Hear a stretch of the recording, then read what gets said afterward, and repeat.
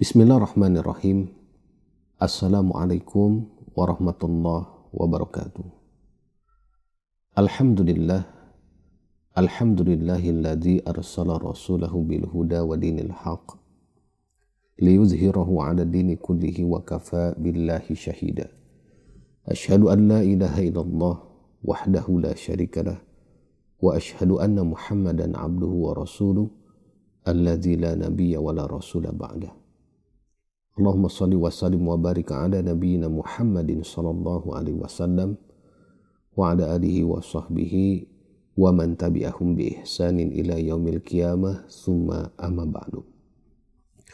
Kaum muslimin rahimakumullah, alhamdulillah, segala puji dan syukur kita panjatkan kehadirat Allah atas segala karunia dan nikmatnya yang begitu banyak sekali yang telah Allah anugerahkan kepada kita semua.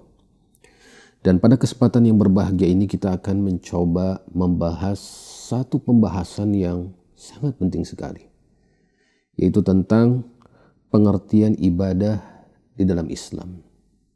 Nah, kaum muslimin rahimakumullah, sebagaimana kita tahu bahwa Allah Subhanahu wa taala yang telah menciptakan alam semesta ini, termasuk kita manusia, ya, bahkan makhluk-makhluk yang ada di sekitar kita, hewan-hewan, tumbuhan, bahkan mungkin ya jin dan yang sebagainya. Ini semua adalah ciptaan Allah Subhanahu wa taala. Allah Al-Khaliq. Allah zat yang maha menciptakan segala-galanya.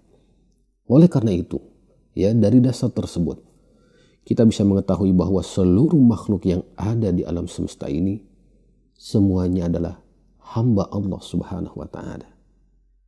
Ya, karena mereka diciptakan oleh Allah Subhanahu wa taala, maka mereka pun dikatakan sebagai hamba Allah Subhanahu wa taala. Dan dalam kehidupan di alam semesta ini, ya, seluruh makhluk yang ada ini dalam penghambaan kepada Allah Subhanahu wa taala terbagi menjadi 3 jenis penghambaan. Hal ini sebagaimana disebutkan oleh Syekh Muhammad bin Shalih Al-Utsaimin rahimahullah. Beliau menjelaskan bahwa penghambaan makhluk, ya, termasuk kita manusia ini, yang ada di alam semesta ini, yang ada di dunia ini terbagi menjadi 3 macam, ya, 3 bentuk. Yang pertama adalah penghambaan yang bersifat umum.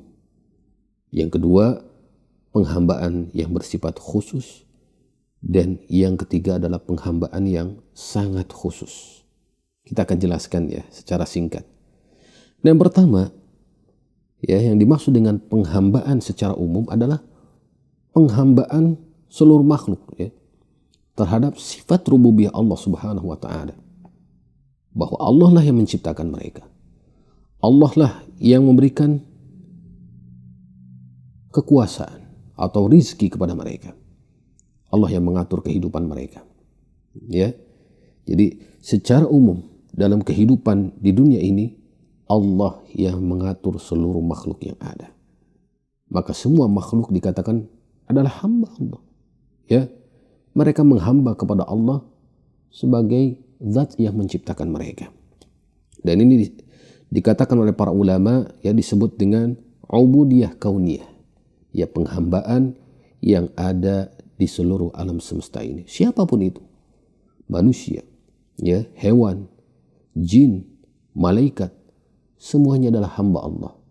Semuanya akan datang kepada Allah Subhanahu wa taala di hari kiamat sebagai hamba, sebagai, yakni, makhluk yang telah diciptakan oleh Allah Subhanahu wa taala. Allah Subhanahu wa taala menyebutkan hal ini, ya, di surat Maryam ayat 93. A'udzubillahi minasyaitonirrajim. In kullu man fis samawati wal ardi illa atir rahmani abda. Tidak ada sesuatu pun di langit dan di bumi melainkan pasti akan datang menemui Ar-Rahman sebagai abda, ini sebagai hamba. Ya, siapapun itu, hatta dalam kategori, yakni, manusia-manusia yang kufur kepada Allah. Mereka secara umum adalah hamba, ya, hamba Allah. Karena mereka diciptakan, diatur, diberi rizki oleh Allah Subhanahu wa ta'ala. Ya bahkan tadi saya katakan hewan-hewan, tumbuh-tumbuhan, ya mereka pada hakikatnya menghamba kepada Allah. Bahkan banyak sekali keterangan yang menyebutkan ya dedaunan atau tumbuh-tumbuhan yang masih basah, mereka sedang berzikir kepada Allah Subhanahu wa taala. Seperti itu. Yang kedua adalah penghambaan yang bersifat khusus. Nah, ini adalah penghambaan yang berupa ketaatan. Ya, siapapun yang taat kepada Allah Subhanahu wa taala, maka inilah pengertian hamba Allah secara khusus. Termasuk orang-orang beriman, ya. Seorang muslim, seorang mukmin yang beribadah menghamba kepada Allah Subhanahu wa taala, maka mereka disebut hamba-hamba Allah yang bermakna khusus. Ya. Allah Subhanahu wa taala berfirman, "Wa ibadur rahmanil ladzina yamshuna 'alal ardi hauna." Dan hamba-hamba Allah Ar-Rahman, yaitu orang-orang yang berjalan di atas muka bumi dengan rendah hati. Ya. Jadi penghambaan khusus di sini adalah orang-orang yang beribadah kepada Allah Subhanahu wa taala sesuai dengan apa yang telah disyariatkan oleh Allah Subhanahu wa taala. Nah, yang ketiga adalah penghambaan yang sangat khusus. Apa maksudnya? Maksudnya adalah penghambaan para rasul kepada Allah Subhanahu wa taala. Ini sifatnya khusus, ya. Karena para rasul selain diutus oleh Allah Subhanahu wa taala untuk menyampaikan risalah yang diembankan kepada mereka, juga mereka pun diperintahkan oleh Allah Subhanahu wa taala untuk beribadah. Dan subhanallah, ya. Para rasul semuanya amanah. Dalam artian amanah dalam melaksanakan ibadah tersebut. Hatta dikatakan, ya, mereka sangat sungguh-sungguh dalam beribadahnya. Kita bisa melihat bagaimana Rasul kita Nabi Muhammad SAW, ya, beliau beribadah sangat sungguh-sungguh sekali. Ya, dalam sholat malam beliau berdiri sangat lama sekali. Khusyuk ya dalam pelaksanaannya, sungguh-sungguh dalam pelaksanaan ibadah tersebut. Sampai-sampai dikatakan apa? Kaki beliau sampai pecah-pecah, bengkak, ya. Karena saking lamanya berdiri ketika beribadah. Ya pun demikian beliau berpuasa, beliau berhaji dan sebagainya. Dan juga para rasul yang lainnya. Kita bisa melihat ya Allah Subhanahu wa taala menyebutkan perihal Nabi Nuh alaihissalam, innahu kana 'abdan syakura. Sungguh dia adalah seorang hamba, ya, seorang abdi, seorang hamba yang pandai bersyukur. Jadi para nabi, para rasul pun demikian diperintahkan untuk beribadah kepada Allah Subhanahu wa taala. Ya, padahal mereka adalah orang-orang yang telah diampuni dosa-dosanya yang telah lalu dan yang akan datang.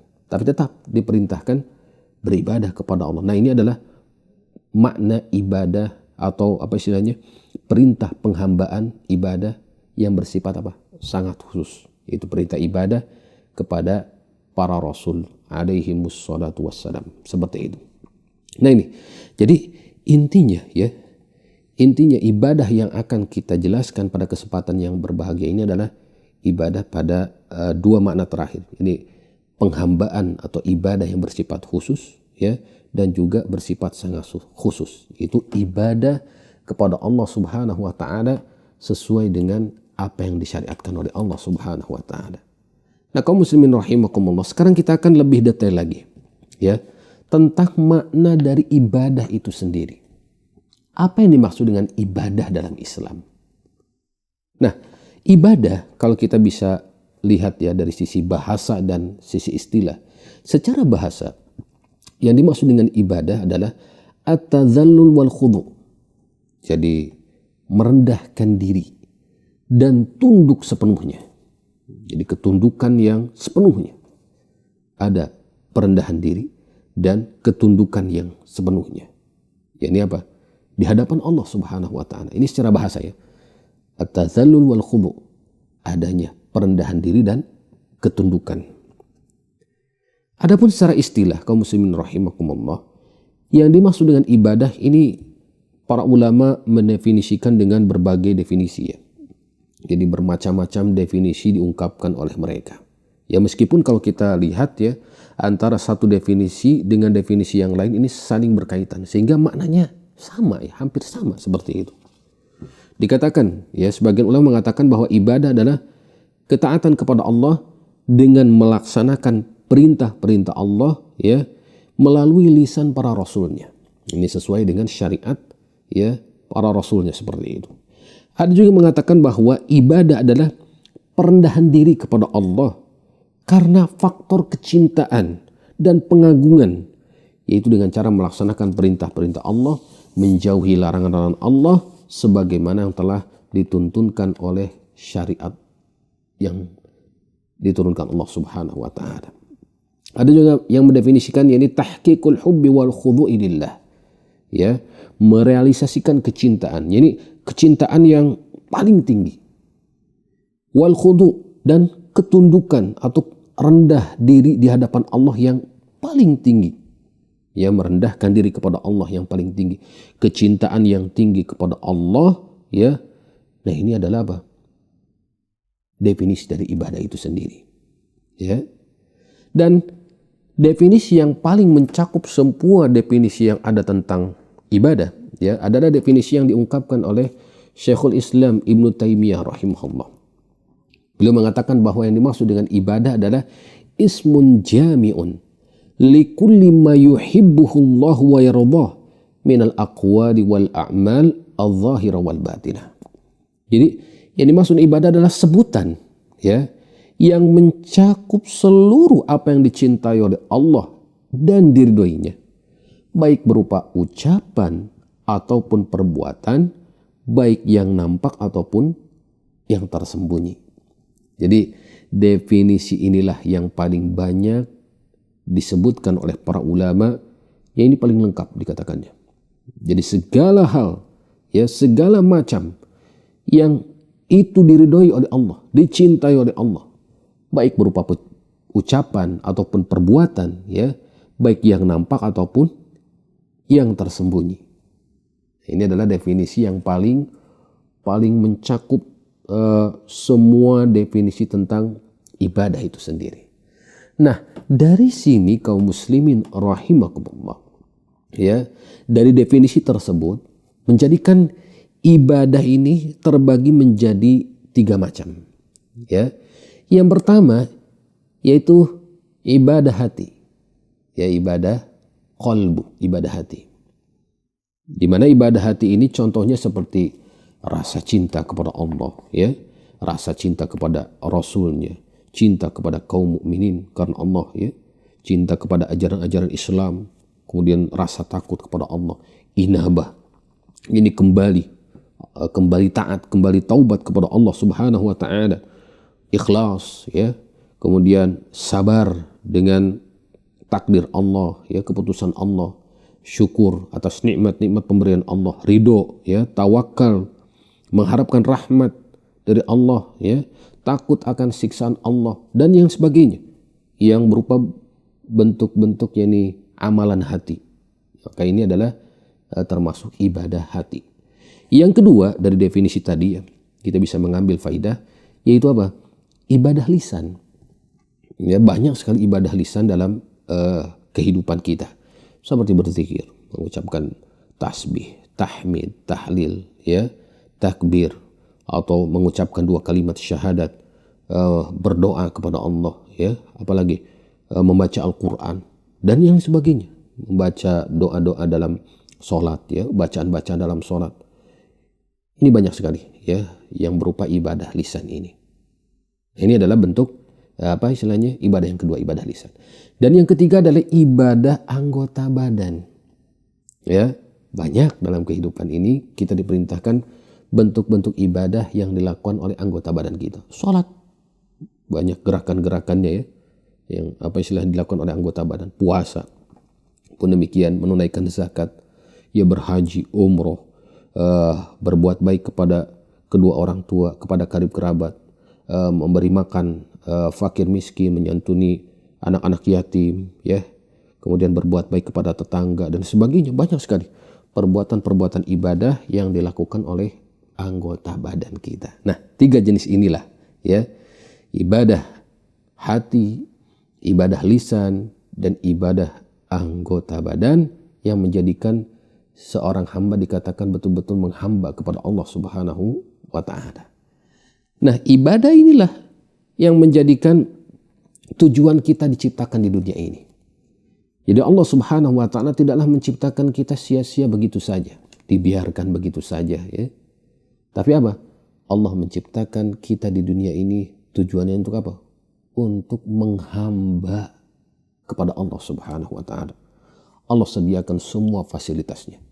Oksigen, makanan, minuman, ya, berbagai buah-buahan, daging-dagingan, banyak sekali disediakan oleh Allah. Untuk apa tujuannya?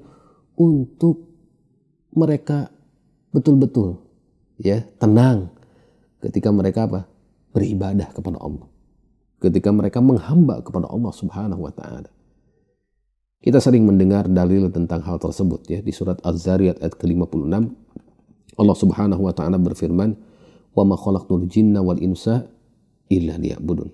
Kata Allah, tidaklah aku menciptakan jin dan manusia kecuali hanya untuk beribadah kepada aku, kata Allah. Jadi tujuan kita diciptakan di dunia ini adalah untuk beribadah kepada Allah Subhanahu wa Ta'ala. Kemudian di ayat setelahnya di surat Az-Zariyat 56, yakni ayat ke-57, ya. Ma uridu minhum min rizqi wa ma uridu ayut'imun. Innallaha war-razzaqu dzul quwwatin matin. Kata Allah, aku tidak menghendaki rezeki sedikit pun dari mereka. Aku tidak menghendaki supaya mereka memberi makan kepadaku. Sungguh Allah, dialah maha pemberi rezeki yang mempunyai kekuatan lagi sangat kokoh. Jadi Allah memberitahukan kepada kita, Allah maha kaya. Allah tidak membutuhkan ibadah kita, ya. Akan tapi kita lah yang butuh kepada Allah Subhanahu wa Ta'ala. Dengan apa? Dengan ibadah kita. Ya, barang siapa yang beribadah kepada Allah, Allah akan ridho kepada kita. Allah akan menyayangi kita. Ya, Allah akan memberikan rahmat kepada kita, meridhoi kita, memasukkan kita ke dalam surga. Ya, sebaliknya, siapa yang tidak mau beribadah kepada Allah Subhanahu wa Ta'ala, maka Allah tidak akan ridho kepadanya. Ya, artinya di akhirat dia akan menjadi orang yang merugi. Ya, dimasukkan ke dalam neraka. Nauzubillah min dzalik. Nah, ini tujuan kita diciptakan di dunia ini adalah untuk menghamba, untuk beribadah kepada Allah.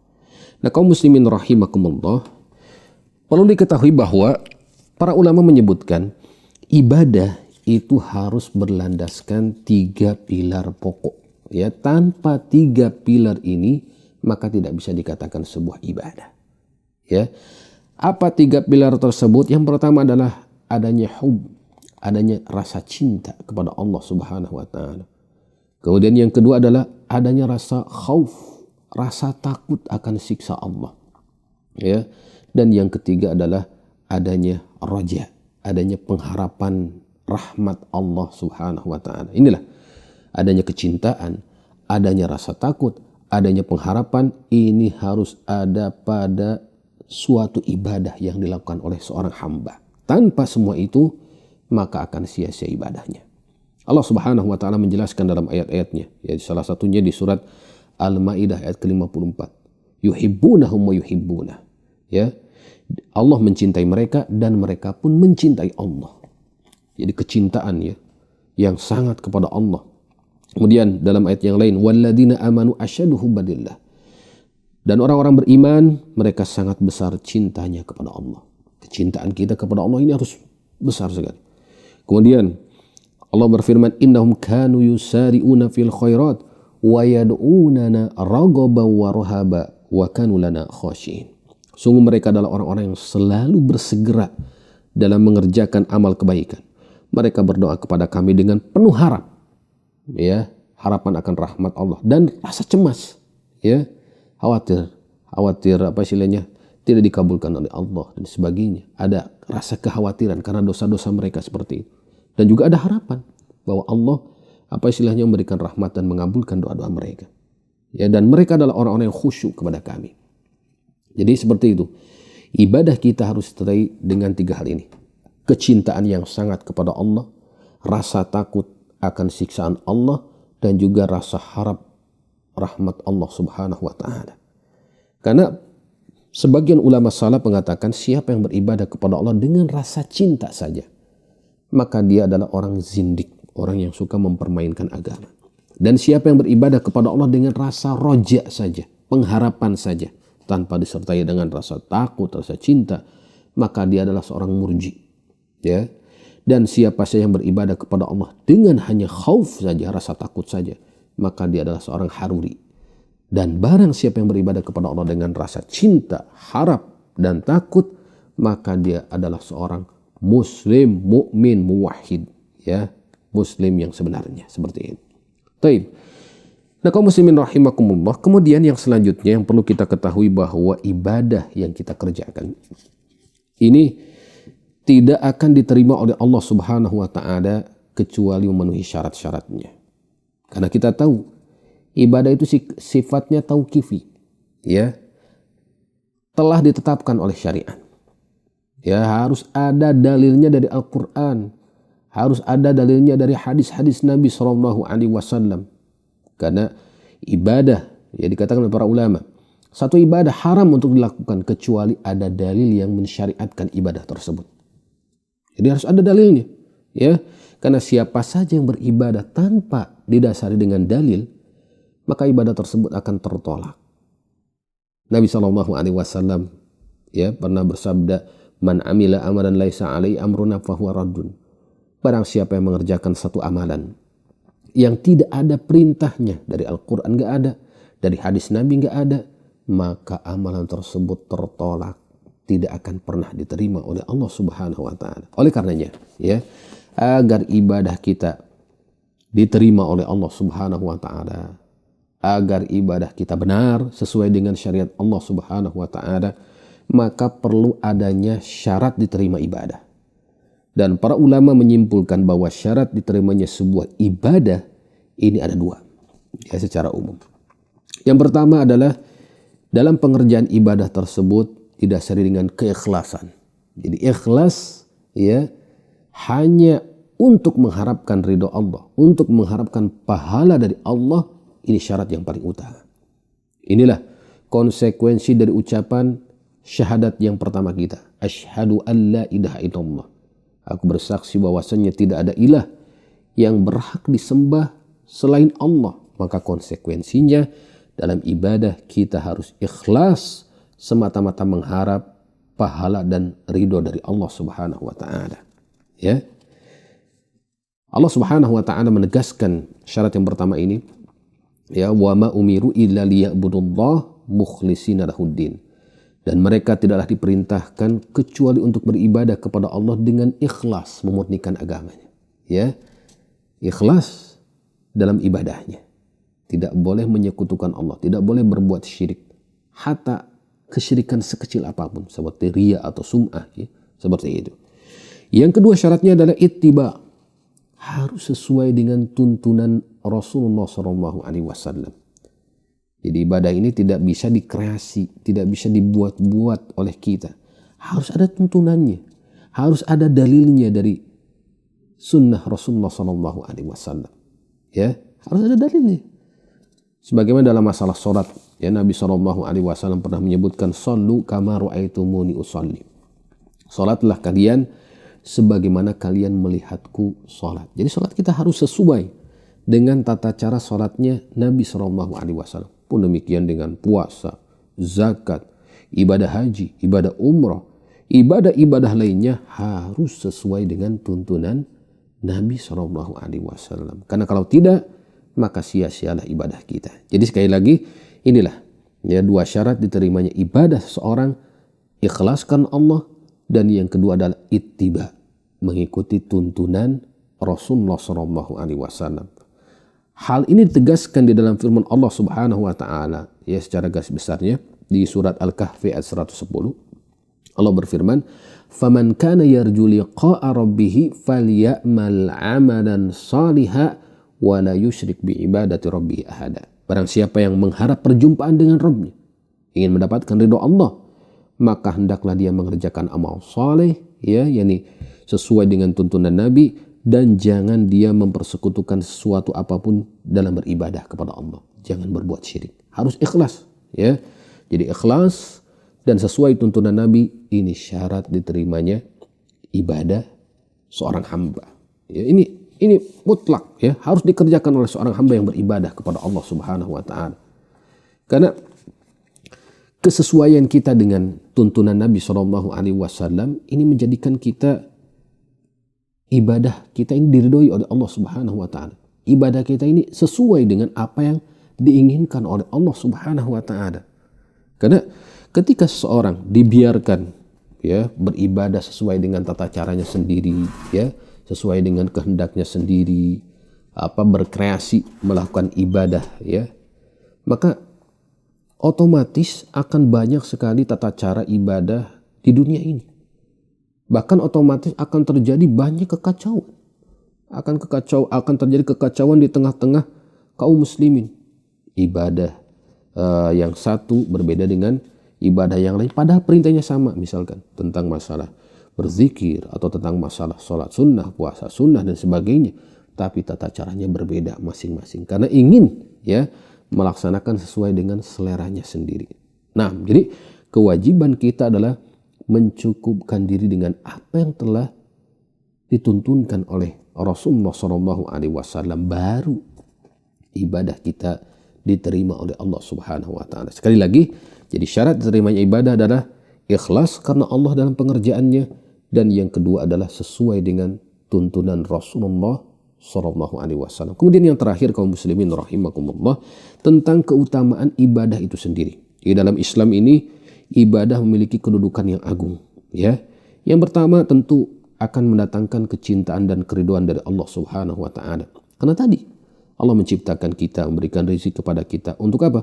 Untuk supaya kita menghamba, beribadah kepada Allah Subhanahu wa taala. Ketika kita melaksanakan hal tersebut, otomatis Allah akan cinta, Allah akan ridho kepada kita. Sebaliknya, ya, orang yang sudah diberikan rezeki oleh Allah, diberikan fasilitas yang begitu banyak sekali di dunia ini oleh Allah, namun dia tidak mau menghamba kepada Allah, maka mereka adalah orang-orang yang akan celaka di dunia dan tentu celaka di akhirat nanti. Allah berfirman, innal ladzina yastakbiruna an ibadati sayadkhuluna jahannama dakhirin. Sungguh orang-orang yang sombong tidak mau beribadah kepada-Aku, kata Allah, maka kelak mereka akan masuk neraka jahanam dalam keadaan hina-hina. Kemudian di antara keutamaan ibadah, ya, yaitu bahwa ibadah ini akan membersihkan jiwa kita, ya. Pun demikian membersihkan dosa-dosa kita, karena manusia ini banyak dosa, ya, banyak berbuat kesalahan. Dan dengan ibadah Allah akan hapus kesalahan-kesalahan tersebut. Allah akan tinggikan derajat kita. Kemudian ibadah juga ini adalah suatu yang sangat urgen dalam kehidupan ini, ya, lebih penting, lebih kita butuhkan daripada makan dan minum. Karena ibadah ini berhubungan dengan masalah apa? Kebahagiaan, ketenangan hati, ya. Orang yang sudah terbiasa dengan ibadah, dekat dengan Allah Subhanahu wa taala, ini akan merasakan kelezatan, ya, kebahagiaan yang hakiki yang mereka rasakan. Pun demikian kebahagiaan yang hakiki nanti di akhirat, ya, seperti itu. Kemudian di antara keutamaan ibadah yang lainnya, bahwa dengan ibadah tersebut, ya, ini menjadi sebab seseorang dimasukkan ke dalam surga dan dijauhkan dari siksa api neraka. Inilah, ya, yang kita harapkan, yang kita pinta dari Allah Subhanahu wa taala, agar kita dengan ibadah tersebut mendapatkan ridha Allah, agar kita dengan ibadah tersebut dimasukkan ke dalam surganya dan dijauhkan dari siksa api neraka. Nah, mudah-mudahan apa yang dijelaskan ini memberikan motivasi kepada kita agar kita terus, ya, semangat istiqomah dalam beribadah kepada Allah tanpa ada rasa bosan, tanpa ada rasa lelah, ya, karena al jaza min jinsil amal. Ya, balasan itu sesuai dengan amal perbuatan kita. Semakin kita istiqomah, semakin kita semangat, maka semakin besar, ya, rahmat, keridhaan, kecintaan Allah. Pun demikian semakin besar kemungkinan kita dimasukkan ke dalam surga Allah Subhanahu wa taala. Demikian, wallahu a'lam. Semoga bermanfaat, kurang lebihnya saya mohon maaf. Subhanakallahumma bihamdik asyhadu an la ilaha illa anta astaghfiruka wa atubu ilaik. Assalamualaikum warahmatullahi wabarakatuh.